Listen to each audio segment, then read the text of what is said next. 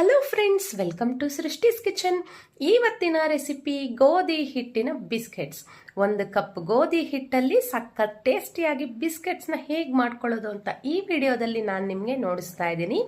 ಈ ರೀತಿ ನಾವು ಮನೆಯಲ್ಲೇ ಬಿಸ್ಕೆಟ್ ಮಾಡೋದ್ರಿಂದ ನಮಗೂ ಖುಷಿ, ಮಕ್ಕಳಿಗೆ ಮಾಡಿಕೊಟ್ರೆ ಇನ್ನೂ ಖುಷಿಯಾಗಿ ತಿಂತಾರೆ ಅಲ್ವಾ.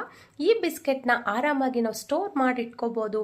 ಮಕ್ಕಳ ಸ್ನ್ಯಾಕ್ಸ್ ಡಬ್ಬಿಗೆ ಹಾಕ್ಲಿಕ್ಕೂ ತುಂಬ ಚೆನ್ನಾಗಿರುತ್ತೆ. ಹೀಗೆ ಹೇಗಿದ್ರು ಸ್ಕೂಲ್ ಶುರುವಾಯಿತು, ಡೈಲಿ ಸ್ನ್ಯಾಕ್ಸ್ ಡಬ್ಬಿ ಅನ್ನೋದು ಒಂದು ಇದ್ದೇ ಇರುತ್ತೆ ಅಲ್ವಾ. ನೋಡಿ ಫ್ರೆಂಡ್ಸ್, ಎಷ್ಟು ಚೆನ್ನಾಗಿ ಬಂದಿದೆ. ನಾವು ಹೊರಗಡೆ ತಂದಿದೀವ ಮನೆಯಲ್ಲಿ ಮಾಡಿದೀವ ಅಂತ ನಮಗೇನೆ ಕನ್ಫ್ಯೂಸ್ ಆಗುತ್ತೆ, ಅಷ್ಟು ಚೆನ್ನಾಗಿ ಬರುತ್ತೆ ಈ ಬಿಸ್ಕೆಟ್ಸು.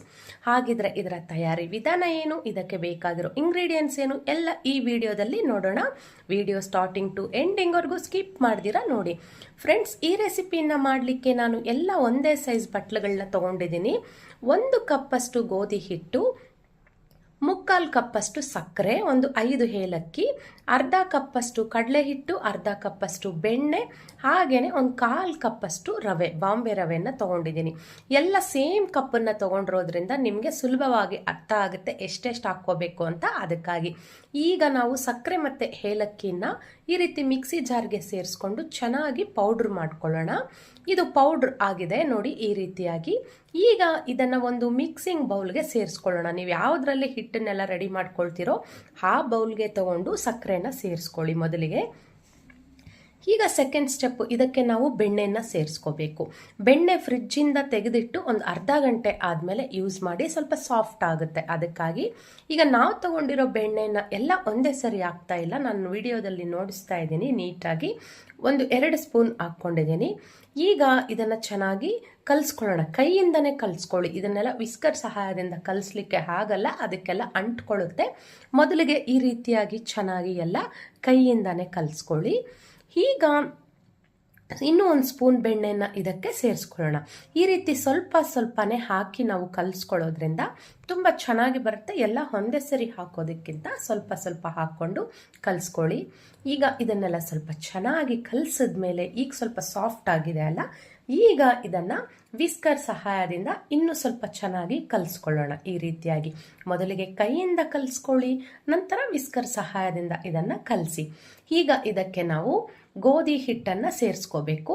ನಾವು ಈ ಬಿಸ್ಕೆಟ್ ಮಾಡಲಿಕ್ಕೆ ಮೊದಲಿಗೆ ನೋಡಿ ಗೋಧಿ ಹಿಟ್ಟನ್ನು ಈ ರೀತಿಯಾಗಿ ಜರಡಿ ಇಟ್ಕೊಳ್ಬೇಕು. ನಾವು ಡೈರೆಕ್ಟ್ ಹಾಕೋದಕ್ಕಿಂತ ಈ ರೀತಿ ಮಾಡಿಕೊಂಡ್ರೆ ನಮಗೆ ಬಿಸ್ಕೆಟ್ಸ್ ತುಂಬ ಚೆನ್ನಾಗಿ ಬರುತ್ತೆ.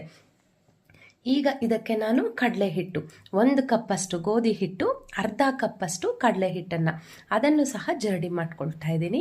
ಈಗ ಇದಕ್ಕೆ ರವೆಯನ್ನು ಸೇರಿಸ್ಕೋಬೇಕು. ರವೆ ಸಹ ನಾನು ಜರಡಿ ಮಾಡ್ತಾ ಇದ್ದೀನಿ. 1 ಕಪ್ ಗೋಧಿ ಹಿಟ್ಟು, ಅರ್ಧ ಕಪ್ ಕಡಲೆ ಹಿಟ್ಟು, 1/4 ಕಪ್ಪಷ್ಟು ರವೆ, 3/4 ಕಪ್ಪಷ್ಟು ಸಕ್ಕರೆ, ಇದರ ಅಳತೆ. ಈಗ ಎಲ್ಲ ಈ ರೀತಿಯಾಗಿ ಜರಡಿ ಹಿಡಿದ ನಂತರ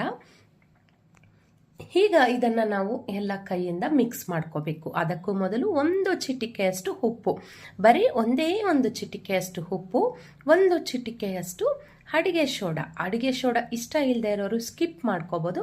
ಬಟ್ 1 ಚಿಟಿಕೆ ಹಾಕೋದ್ರಿಂದ ನಮಗೆ ಬಿಸ್ಕೆಟ್ಸು ತುಂಬ ಚೆನ್ನಾಗಿ ಬರುತ್ತೆ. ಸಾಲ್ಟು ಅಷ್ಟೇ, ಜಸ್ಟ್ 1 ಚಿಟಿಕೆ ಇರಲಿಲ್ಲ ಅಂದರೆ ಬಿಸ್ಕೆಟ್ಸ್ ಉಪ್ಪಾಗುತ್ತೆ. ಅದಕ್ಕಾಗಿ ಈಗ ಇದನ್ನೆಲ್ಲ ಕೈಯಿಂದ ಚೆನ್ನಾಗಿ ಮಿಕ್ಸ್ ಮಾಡ್ಕೊಳ್ಳಿ. ಇದಕ್ಕೆ ಯಾವುದೇ ನೀರು ಆಗಲಿ ಹಾಲಾಗಲಿ ಬಳಸೋ ಅವಶ್ಯಕತೆ ಇಲ್ಲ.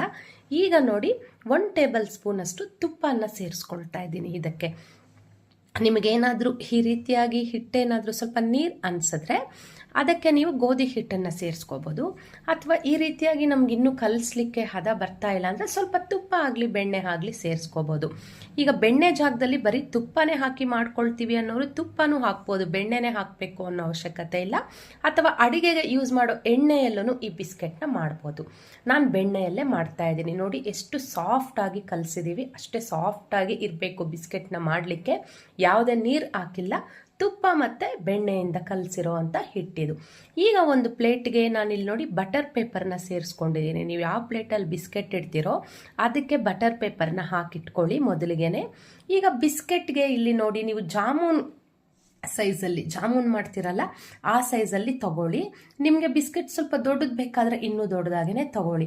ಮೊದಲಿಗೆ ಈ ರೀತಿ ಉಂಡೆ ಮಾಡಿಕೊಂಡು ವಿಡಿಯೋದಲ್ಲಿ ನೋಡಿಸ್ತಾ ಹಾಗೆ ಇನ್ನೊಂದು ಕೈಯಿನ ಸಹಾಯದಿಂದ ಬಿಸ್ಕೆಟ್ ಶೇಪ್ಗೆ ಅದನ್ನು ಹೊತ್ಕೊಳ್ಳಿ. ತುಂಬ ತೆಳುವಾಗಿ ಇಲ್ದಿರ ಈ ರೀತಿ ಸ್ವಲ್ಪ ದಪ್ಪ ಬಂದರೆ ಬಿಸ್ಕೆಟ್ಸು ತುಂಬ ಚೆನ್ನಾಗಿರುತ್ತೆ. ನೋಡಿ ಈ ಶೇಪಿಗೆ ಮಾಡ್ಕೊಂಡ್ಮೇಲೆ ಇದಕ್ಕೆ ಈ ಬೆರಳಿಂದ ಈ ರೀತಿ ಮಧ್ಯಕ್ಕೆ ಹೋಲ್ ಮಾಡಿಕೊಂಡು ಅದಕ್ಕೆ ಸ್ವಲ್ಪ ಡ್ರೈ ಫ್ರೂಟ್ಸಿಂದ ಗಾರ್ನಿಷ್ ಮಾಡ್ಕೊಳ್ಳೋಣ. ಪ್ಲೈನ್ ಬಿಸ್ಕೆಟ್ಸ್ ಬೇಕಾದರೂ ಹಾಗೆ ಇಡ್ಬೋದು. ನಾನು ಸ್ವಲ್ಪ ನೋಡಲಿಕ್ಕೆ ತುಂಬ ಚೆನ್ನಾಗಿರುತ್ತೆ ಅಂತ ಬಾದಾಮಿ ಮತ್ತು ಪಿಸ್ತಾನ ಸಣ್ಣದಾಗಿ ಕಟ್ ಮಾಡಿಟ್ಟಿದ್ದೀನಿ, ಅದನ್ನು ಸೇರಿಸ್ಕೊಳ್ತಾ ಇದ್ದೀನಿ. ಎರಡನೇ ಬಿಸ್ಕೆಟು ಮಾಡಿ ನೋಡಿಸ್ತಾ ಇದ್ದೀನಿ ಫ್ರೆಂಡ್ಸ್. ಈ ರೀತಿಯಾಗಿ ಮೊದಲಿಗೆ ಉಂಡೆಯನ್ನು ಮಾಡ್ಕೊಳ್ಳಿ ನೈಸಾಗಿ.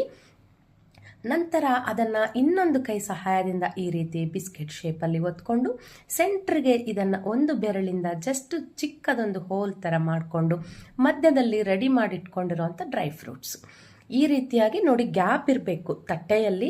ಒಂದು ಬಿಸ್ಕೆಟಿಂದ ಒಂದು ಬಿಸ್ಕೆಟ್ಗೆ ತುಂಬ ಗ್ಯಾಪ್ ಇರಬೇಕು. ಈ ರೀತಿಯಾಗಿ ರೆಡಿ ಮಾಡಿದ್ದೀನಿ. ಈಗ ಒಂದು ಪಾತ್ರೆಯನ್ನು ಒಂದು 5 ನಿಮಿಷದ ಮೊದಲೇ ಬಿಸಿ ಮಾಡೋಕ್ಕೆ ಇಟ್ಟಿದ್ದೆ. ಚೆನ್ನಾಗಿ ಬಿಸಿ ಆಗಿದೆ. ಇದಕ್ಕೆ ಈಗ ಇಂಥ ಸ್ಟ್ಯಾಂಡ್ ಒಂದು ಸೆಂಟ್ರಿಗೆ ಇಟ್ಕೊಳ್ಳೋಣ. ಪಾತ್ರೆ ಇಟ್ಟು ಒಂದು 5 ನಿಮಿಷ ಬಿಸಿ ಮಾಡಿರಬೇಕು. ಪಾತ್ರೆ ಬಿಸಿ ಇರಬೇಕು.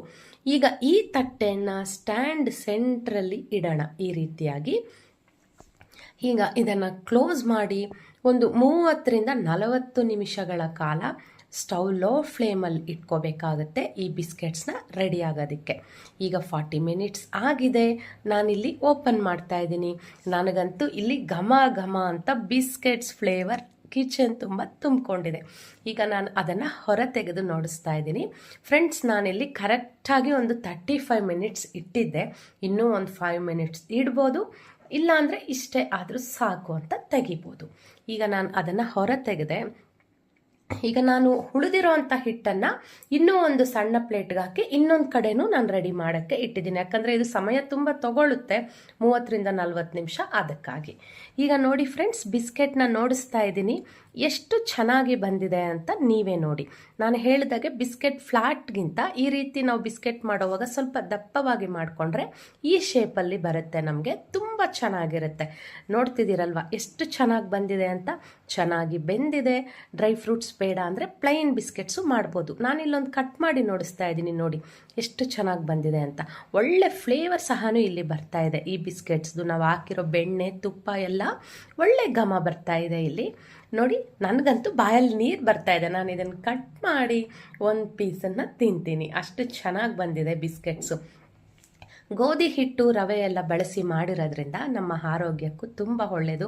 ನೋಡಿ ಎಷ್ಟು ಚೆನ್ನಾಗಿ ಬಂದಿದೆ ಅಂತ ವಿಡಿಯೋದಲ್ಲಿ ನೋಡಿಸ್ತಾ ಇದ್ದೀನಿ. ಈಗ ಫಸ್ಟ್ ಟ್ರಿಪ್ದು ನಾನು ಈ ರೀತಿ ಒಂದು ಪ್ಲೇಟ್ಗೆ ತೆಗೆದಿದ್ದೀನಿ. ನಾನು ಹೇಳಿದೆ ಅಲ್ಲ, ಸೆಕೆಂಡ್ ಟ್ರಿಪ್ ಸಹ ನಾನು ಇನ್ನೊಂದು ಕಡೆ ಇಟ್ಟಿದ್ದೆ ಅಂತ. ಈಗ ನನಗೆ ನಾವು ತಗೊಂಡಿದ್ದ 1 ಕಪ್ಪು ಹಿಟ್ಟಲ್ಲಿ ಇಷ್ಟು ಬಿಸ್ಕೆಟ್ಸ್ ಅನ್ನೋದು ನಮಗೆ ರೆಡಿಯಾಗಿದೆ. ಇಷ್ಟ ಆಯ್ತಲ್ವ ಫ್ರೆಂಡ್ಸ್ ನಿಮಗೆ? ಈ ರೀತಿ ನಾವು ಮಾಡಿ ಇಟ್ಕೊಳ್ಳೋದ್ರಿಂದ ಮಕ್ಕಳಿಗೆ ಸ್ನ್ಯಾಕ್ಸ್ಗೆ ಹಾಕ್ಲಿಕ್ಕೆ ತುಂಬ ಹೆಲ್ಪ್ಫುಲ್ ಆಗುತ್ತೆ. ಅದರಲ್ಲೂ ನಾವು ಮನೆಯಲ್ಲೇ ಮಾಡಿರೋದ್ರಿಂದ ಯಾವುದೇ ಭಯ ಇಲ್ದಿರ ತಿನ್ಬೋದು. ಆರೋಗ್ಯದ ದೃಷ್ಟಿಯಲ್ಲಿ ಯಾವುದೇ ಭಯ ಇಲ್ದಿರ ಬಿಸ್ಕೆಟ್ಸ್ನ ಆರಾಮಾಗಿ ನಾವು ತಿನ್ಬೋದು. ಇಷ್ಟ ಆಯ್ತಲ್ವ ಫ್ರೆಂಡ್ಸ್ ನಿಮಗೆ ಈ ರೆಸಿಪಿ ನಿಮ್ಗೆ ಇಷ್ಟ ಆಗಿದ್ದಲ್ಲಿ ನನ್ನ ಚಾನಲ್ಗೆ ಒಂದು ಲೈಕ್ ಮಾಡಿ, ಶೇರ್ ಮಾಡಿ, ಸಬ್ಸ್ಕ್ರೈಬ್ ಮಾಡಿ.